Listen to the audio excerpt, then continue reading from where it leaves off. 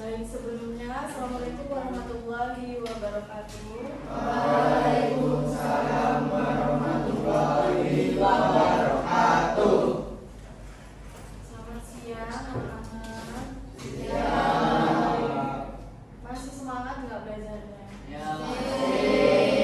Masih udah lemas atau masih semangat mau belajar? Masih semangat. Semangat ya. Setiap hari harus semangat ya belajarnya. Walaupun udah siang, ini udah siang apa udah sore? Siang apa sore? Siang menjelang sore. Waktunya udah ngantuk, udah lemas, lapar, jadi satu ya? Ya.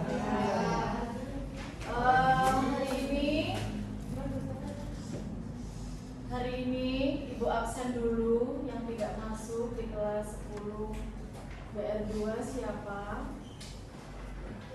Titis, keterangannya untuk titis apa? Izin. Selain titis? Yang lain masuk semua? Masuk. Sebelum lanjut ke materi, ya, kalau yang mau ngobrol, mau main HP, silakan main HP. Sebelum saya lanjut ke materi, ada yang masih ingat minggu lalu saya membahas materi apa? Minggu lalu mengenai ruang lingkup pemasaran. Apa yang kalian tahu tentang ruang lingkup pemasaran? Ada yang tahu? Nggak tahu? Apa itu ruang lingkup? Ada yang tahu nggak? Kalau minggu lalu sebelum ruang lingkup saya membahas apa? Konsep pemasaran. Konsep pemasaran. Ada yang bingung? Nggak tahu Bu? Catatannya hilang, bukunya hilang. Ya. Mungkin langsung aja materi di minggu ini. Dibuka bukunya, silakan. Catatannya yang sudah kalian catat, apa yang kalian dapatkan dari catatan itu tentang ruang lingkup pemasaran. Ruang lingkup pemasaran. Jadi dalam pelajaran pemasaran khususnya jurusan kalian itu tidak hanya membahas konsep pemasaran, tidak hanya membahas mengenai jenis-jenis pemasaran aja, tetapi akan membahas mengenai ruang lingkup pemasaran. Ruang lingkup, maksudnya ruang lingkup itu apa? Ada yang tahu? Maksudnya ruang lingkup, kemarin belajar tentang konsep, kita harus tahu konsep pemasaran itu apa. Ya, tidak hanya konsep, ruang lingkup pun kita harus tahu, seperti dibagi menjadi dua. Ada ruang lingkup pemasaran berdasarkan elemen pemasaran, kemudian ada ruang lingkup pemasaran berdasarkan subjeknya. Kita belajar satu per satu. Berdasarkan apa ini? Berdasarkan elemen pemasaran. Tadi dibagi dua. Apa ruang lingkup pemasaran yang pertama? Berdasarkan elemen pemasaran. Tadi yang kedua berdasarkan subjeknya. Dibahas next ya. Kita bahas mengenai elemen pemasaran dulu. Ruang lingkup berdasarkan elemen pemasaran dibagi menjadi berapa? Dua. Ada? Sembilan. Ya. Ada produk dan layanan yang pertama. Produk dan layanan maksudnya gimana? Kalau kalian mau, silakan tahu. Produk dan layanan hal ini berkaitan dengan beberapa hal beberapa hal produk dan layanan. 1. Sifat dan jenis produk. 2. Kualitas dan desain produk. 3. Perencanaan dan pengembangan produk. 4. Keputusan yang berkaitan dengan branding. 5. Penjualan pengemasan merek dagangan. Betul, kasih aplaus dulu. Produk dan layanan. Kalau kalian mau memasarkan sesuatu barang atau sesuatu jasa, tapi kalau tidak ada produknya, itu sama aja bohong kan? Karena kita tidak ada barang yang dipromosikan, dipasarkan, ya. Yang disebutkan oleh teman kalian tadi itu termasuk dari elemen produknya. Seperti apa tadi yang pertama? Sifat dan jenis produk. Ya, itu juga harus dibedakan. Kemudian ada kualitasnya. Ya, ada kualitas produknya, desain produknya. Minggu lalu atau minggu sebelumnya saya sudah pernah menjelaskan mengenai desainnya. Kemudian ada kualitasnya, brandingnya. Pernah nggak saya menjelaskan? Nah, kemudian yang kedua ada riset pemasaran. Riset pemasaran apa? Ada yang tahu? Riset pemasaran. Riset itu termasuk kita menganalisis atau kita melihat gimana sih pemasaran yang mau kita pakai itu, dengan cara apa sih, kemudian siapa sih pelanggannya, sifat pelanggannya itu gimana. Itu termasuk riset pemasaran, ya. Kemudian ada saluran distribusi.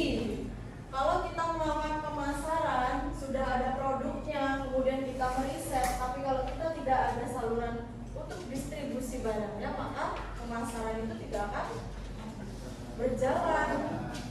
Ya, saluran distribusi, ada yang tahu maksudnya apa? Saluran distribusi, saluran produk dari produsen ke konsumen. Contohnya gimana?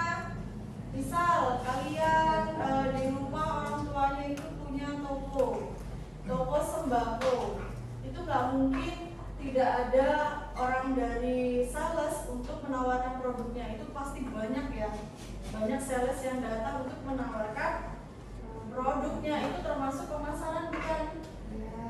Iya, setelah itu masuk di saluran distribusi bukan? Karena mereka akan mengorder kepada sales tersebut, kemudian memesan di toko yang besarnya. Jadi dia itu menyalurkan barang-barang yang sudah dipesan oleh toko kecil, kelontong. Ya, paham? Itu termasuk saluran distribusi. Produsen, kemudian ada perantaranya dan diterima oleh konsumen. Kemudian ada keputusan promosi. Dalam pemasaran, keputusan promosi itu sangat penting. Kenapa? Ada yang tahu? Keputusan promosi itu sangat penting karena promosi kan bertujuannya untuk memperkenalkan produk. Kalau produk kalian bagus, produk kalian itu kualitasnya unggul, tapi kalau promosinya tidak benar, tidak baik, maka laku nggak kalau dijual? Enggak. Karena tujuan dari keputusan promosi itu untuk memperkenalkan produk. Selanjutnya ada distribusi fisik. Ketika tadi yang sudah dipesan barang itu diantar atau barang itu diterima oleh konsumen, itu termasuk distribusi fisik karena toko kelontong tersebut menerima barang. Paham? Selanjutnya ada keputusan harga. Keputusan harga itu penting ya. Kalau kalian buka toko, kemudian pemasarannya sudah bagus, tapi harganya tidak sesuai, apakah konsumen akan banyak membeli? Tidak. Kenapa? Mahal contohnya. Pasti mereka akan mencari yang murah, padahal kualitasnya sama. Ya, keputusan harga itu banyak dipertimbangkan. Seperti misal kalau kita buka toko baju, tidak ramai nih pembelinya, kita ngadain diskon nggak? Ya. Misal cewek-cewek ini pasti banyak kan yang beli baju diskon daripada di toko sebelah yang bentuknya sama tapi tidak ada diskon. Itu termasuk keputusan harga. Selanjutnya ada analisis lingkungan umpan balik. Itu penting, umpan balik ya dari pelanggan. Contohnya misal kalian pernah berbelanja ke suatu toko nih ya, toko yang besar. Kalian di situ akan mendapatkan umpan balik. Contohnya bisa dalam mengisi, kalau kalian punya Android ya, coba ya Kak minta tolong diisi untuk ulasannya. Pernah nggak? Tidak hanya di toko offline umpan balik itu feedback. Biasanya di toko oranye itu kalian pernah ngisi ulasan kalau sudah menerima paketnya, itu termasuk umpan balik. Itu sangat bermanfaat banget ya untuk penjualnya, karena mereka akan melihat, oh ternyata saya menganalisis dari umpan balik pelanggan saya itu seperti ini, mereka membeli barang saya itu bahannya bagus, terus kualitasnya juga bagus. Itu sudah banyak contohnya. Yang terakhir, tanggung jawab terhadap masyarakat. Kalau punya perusahaan, punya usaha, toko dan lain-lain, kita perlu izin nggak dengan masyarakat? Perlu, karena di Indonesia ini kan ada undang-undangnya yang untuk bangun usaha, izin usaha itu ada. Makanya tanggung jawab terhadap masyarakat itu penting. Materi selanjutnya berdasarkan subjek.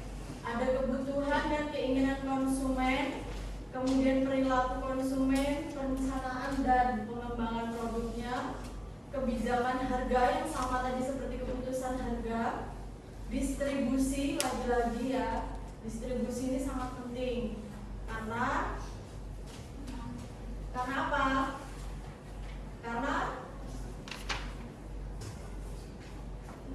Karena pemasar itu harus mampu menjangkau semua toko-toko yang terpencil yang di kota maupun dimanapun. Contohnya apa kita bisa bilang sales. Kalian tahu sales pasti kan keliling sampai mana-mana, dia menawarkan produknya, itu termasuk pemasaran ya. Kemudian promosi, dan yang terakhir kepuasan konsumen. Kepuasan konsumen itu merupakan tujuan dari pemasaran. Ingat ya, kepuasan konsumen itu adalah tujuan pemasaran. Sampai di sini materi yang Ibu sampaikan paham? Paham. Tadi yang bagian yang dari elemen pemasaran itu ada apa aja? Ada beberapa? 9. Apa yang pertama? Produk dan layanan. Kemudian ada riset pemasaran. Selanjutnya saluran distribusi. Terus keputusan promosi. Selanjutnya distribusi, keputusan harga, umpan balik pelanggan, dan jawab terhadap masyarakat. Sampai sini paham? Paham. Selanjutnya Ibu ada tugas kelompok ya. Silahkan kalian membagi kelompok masing-masing. Tidak usah saya yang bagi ya, kalian yang bagi sendiri. Dicari temannya, silahkan dikumpulkan ya. Kelompok 1, 2, dan 3. Silahkan mulai sekarang. Satu kelompok 8 orang.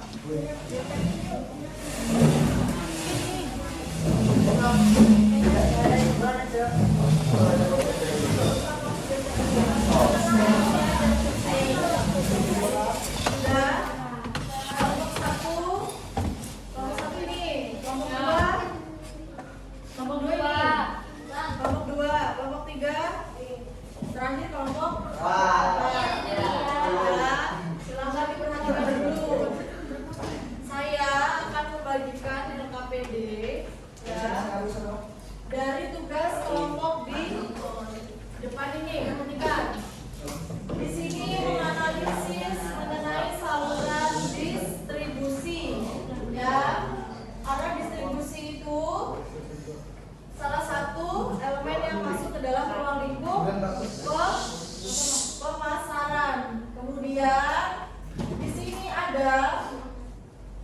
barcode, kalian silahkan scan masing-masing barcode ini.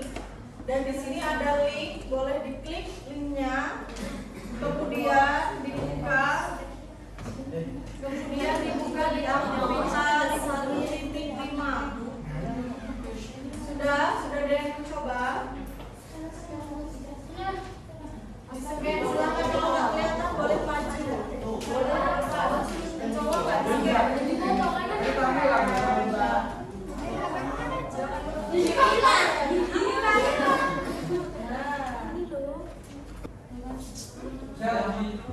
Dibuka aktivitas belajar 1.4. Silakan dibuka aktivitas belajar 1.4. Aktivitas belajar 1.4, Bu. Iya. Ini ditulis nama kelompok berapa, nama anggotanya siapa. Ini untuk kelompok 3. Kelompok 3, 4. Nggak bisa dipencet, Bu. Namanya nggak bisa. Namanya kalau 1.4. Panggilan aja lagi. Bisa nggak? Ini LKPD untuk kelompok 1. HP. Bisa buka. Bisa kan videonya? HP itu hijau. Sudah.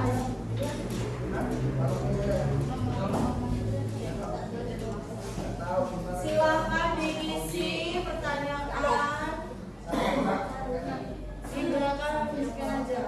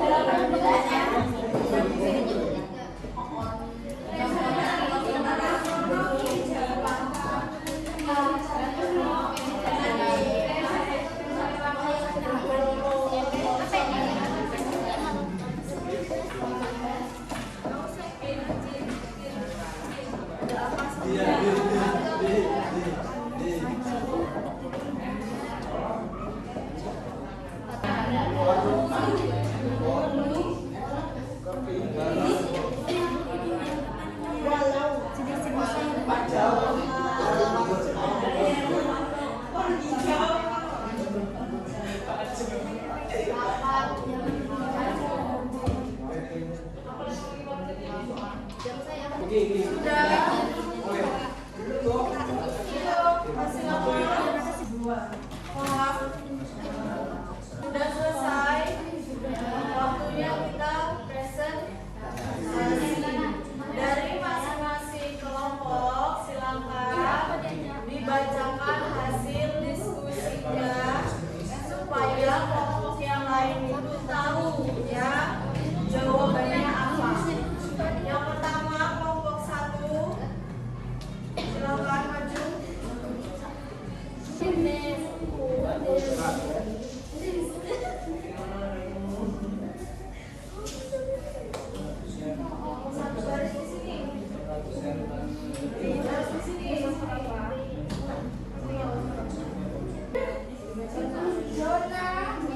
Coba teman-temannya dengerin yang lain. Yang lain dengerin. Berdasarkan menjelaskan pengertian saluran distribusi menurut kelompok darah kelompokmu. Sama saluran distribusi adalah saluran yang digunakan oleh produsen untuk menyalurkan barang produksinya sampai ke tangan konsumen. Saluran distribusi adalah saluran yang digunakan oleh produsen untuk menyalurkan barang produksinya kepada konsumen. Ada yang beda jawabannya teman-temannya? Sama. Ini tadi jawaban dari kelompok 1. Kasih applause dulu untuk kelompok. Terima kasih kelompok 1. Dikumpulkan ke saya. Bisa.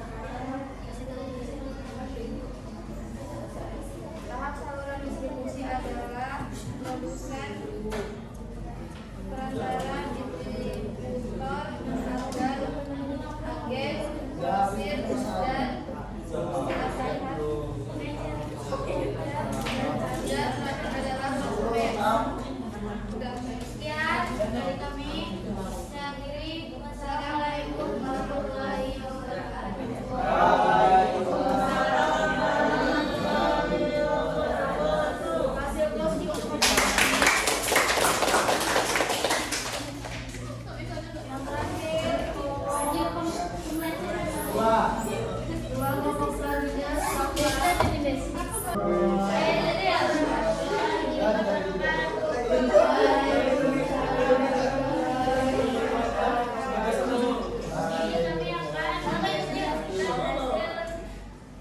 kami. Ya. Kelompok kami. Oke.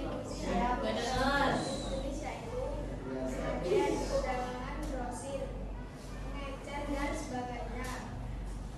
Jenis-jenis saluran distribusi. Kasih applause untuk temannya yang sudah ditutup. Akhiri, wassalamualaikum warahmatullahi wabarakatuh.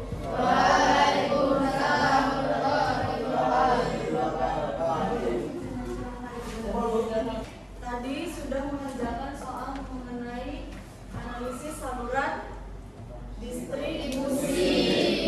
Sudah dipresentasikan oleh teman-teman kalian pengertian saluran distribusi, kemudian ada apa?